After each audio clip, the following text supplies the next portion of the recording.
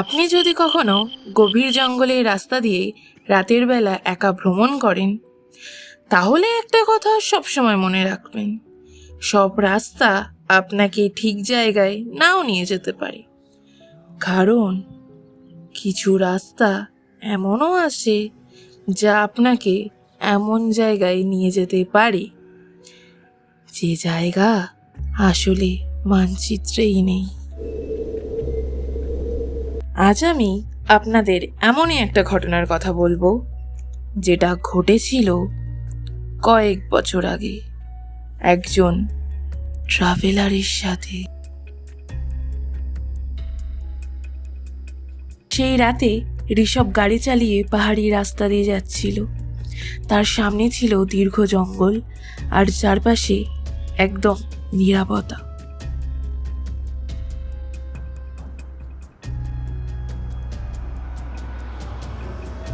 হঠাৎ সে লক্ষ্য করলো তার গাড়ির সামনে একটা ছোট্ট রাস্তা জঙ্গলের ভেতরে ঢুকে গেছে।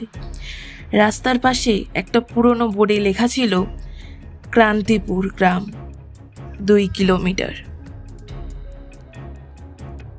ঋষভ একটু অবাক হলো, কারণ সে বহুবার এই রাস্তা দিয়ে গেছে, কিন্তু আগে কখনো এই গ্রামটার নাম দেখেনি। কৌতূহলবশত সে গাড়িটা ওই রাস্তার দিকে ঘুরিয়ে দিল। কিছু দূর যাওয়ার পর সে দেখতে পেল জঙ্গলের মাঝে সত্যিই একটা ছোট্ট গ্রাম আছে। কয়েকটা পুরনো কুঁড়ে ঘর আর কিছু মাটির রাস্তা। কিন্তু অদ্ভুত ব্যাপার হলো, পুরো গ্রামে একটাও মানুষ নেই। ঠিক তখনই সে দেখতে পেল একটা বাড়ির সামনে একজন বৃদ্ধ দাঁড়িয়ে আছে। বৃদ্ধ লোকটা ঋষভের দিকে তাকিয়ে ধীরে বললেন, আপনি এখানে নতুন, তাই না? ঋষভ মাথা নাড়ল। বৃদ্ধ আবার বললেন, রাত বেশি হয়ে গেছে, আজ এখানেই থাকুন।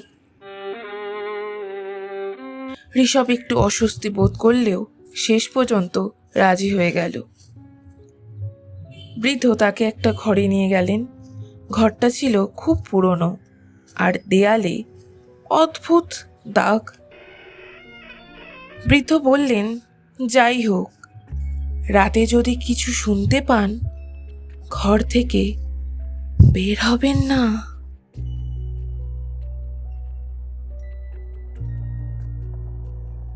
তারপর তিনি ধীরে ধীরে দরজাটা বন্ধ করে দিলেন। রাত প্রায় 3টের দিকে ঋষভের হঠাৎ ঘুম ভেঙে গেল। সে শুনতে পেল বাইরে অনেক লোকের পায়ের শব্দ।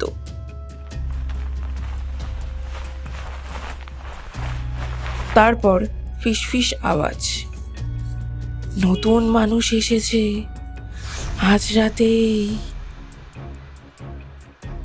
ঋষভের শরীর কাঁপতে লাগলো। সে জানালার দিকে ধীরে ধীরে তাকালো, আর জানালা দিয়ে বাইরে যা দেখলো তা দেখে তার নিঃশ্বাস বন্ধ হয়ে গেল। পুরো গ্রামের মানুষগুলো দাঁড়িয়ে আছে তার ঘরের সামনে, কিন্তু তাদের মুখগুলো একেবারেই মানুষের মতো নয়।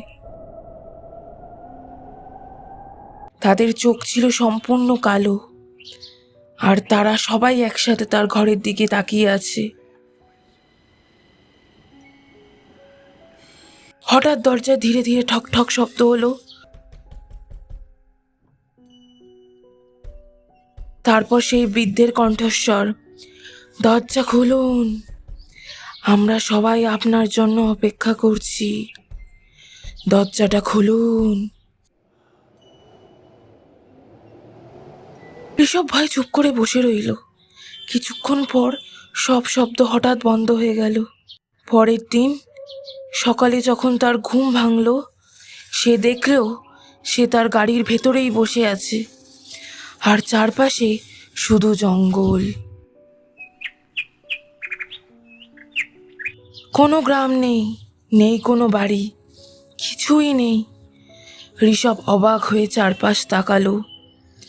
ঠিক তখনই তার চোখ পড়ল রাস্তার পাশে একটা পুরনো বোর্ডে লেখা, ক্রান্তিপুর নামে এখানে একসময় একটি গ্রাম ছিল। প্রায় 100 বছর আগে অজানা কারণে পুরো গ্রামটি এক রাতেই নিখোঁজ হয়ে গেল। অন্তিম পরামর্শ, তাই যদি কখনো গভীর জঙ্গলের মধ্যে অচেনা কোনো গ্রামের সাইনবোর্ড দেখতে পান, তবে সেখানে ঢোকার আগে একবার ভেবে নেবেন, কারণ সব গ্রাম এখনো মানুষের